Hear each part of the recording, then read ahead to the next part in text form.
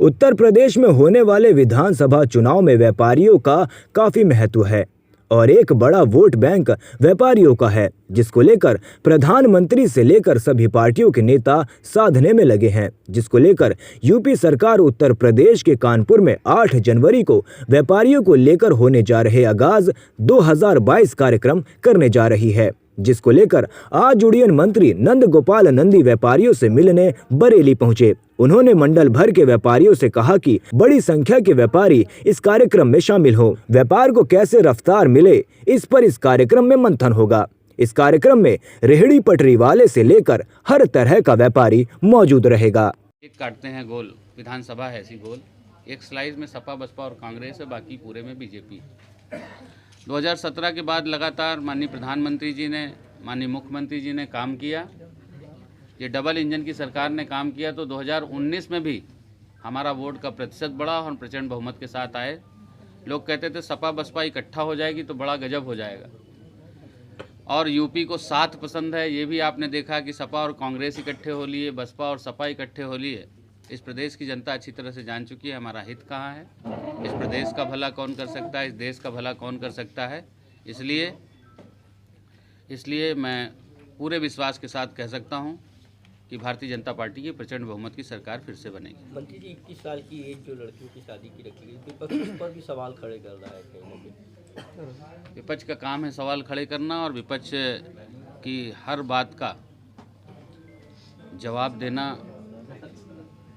मैं ऐसा समझता हूं कि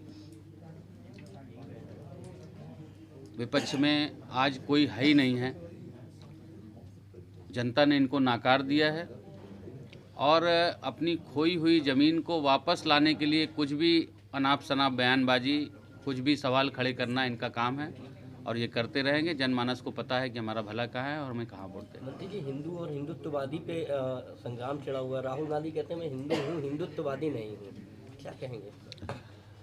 अब हम यही कहेंगे कि भगवान इनको सद्बुद्धि दे, या क्या कहते हैं इनका मतलब अगर 5 मिनट बाद इनसे पूछिए ये खुद ही नहीं बता पाएंगे हमने क्या कहा और क्या इसका मतलब है। इनको तो कोई लिख पढ़ के दे देता है, अखिलेश यादव को कोई लिख पढ़ करके दे देता है, अपना दिमाग लगाते नहीं, वही बोल देते हैं। और लिखने पढ़ने वालों को भी इसी तरह सद्बुद्धि दे भगवान के, ऐसे ही ये करते रहे, हमारा काम आसान हो जाएगा। मंत्री जी, बरेली से लखनऊ के लिए कब तक उड़ान संभावित है? देखिए, लखनऊ के लिए उड़ान कब तक संभावित है, हमने बहुत सारी एयरलाइंस हैं, उन लोगों से बातचीत किया है कि प्रयागराज, बरेली लखनऊ, बरेली बनारस, बरेली गोरखपुर, ऐसी जो इंटर स्टेट कनेक्टिविटी है ये बढ़े कैसे, इसके लिए हमने तमाम एयरलाइंस को लिखा है, पत्र भी लिखा है और उनसे बातचीत भी कर रहे हैं। लेकिन उनका अपना वायबिलिटी और तमाम चीज़ें चेक करना होता है, तो उसके हिसाब से वो चलाएंगे। आप सब निश्चिंत रहिए, ये सपा की झूठ फरेब और वादों वाली सरकार नहीं है, ये कांग्रेस की वादों वाली सरकार नहीं है, और ना ये बसपा की मायावी सरकार है जिसे केवल पैसे और रुपए से मतलब है, तिजोरी कैसे भरी जाए।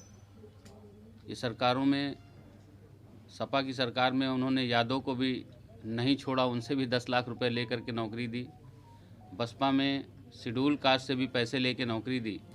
इस सरकार में आदमी आज छाती ठोक के कहता है कि सभी जाति धर्म के बेटी बेटों को नौकरी लगी, चाहे पुलिस की नौकरी हो, चाहे